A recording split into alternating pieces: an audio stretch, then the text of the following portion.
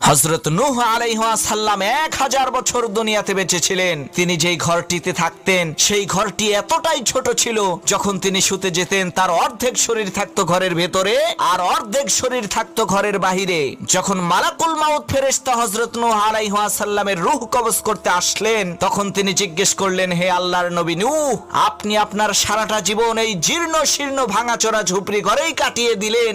আপনি চাইলে তো উন্নত মানের বিলাসবহুল একটি ঘর তৈরি করতে পারতেন, কিন্তু কেন তা আপনি করেননি? তখন নূহ আলাইহিস সালাম বললেন, হে আল্লাহর শক্তিশালী ফেরেশতা মালাকুল মাউত, আমি আমার জীবনের শুরু লগ্ন থেকে আজ পর্যন্ত শুধুমাত্র তোমার আসার অপেক্ষার প্রহর গুনতে গুনতে আমি আমার এই 1000 বছরের ছোট্ট এই জীবনকে কাটিয়ে দিয়েছি। তখন মালাকুল মাউত বলল, হুজুর, এমন একটা জামানা আসবে যেই জামানার মানুষেরা 100 বছরের কম সময় হায়াত পাবে, কিন্তু তারা ওই বিশাল পাহাড়ের মতো আকাশচুম্বী আলিশান বাড়ি নির্মাণ করবে। তখন নূহ আলাইহিস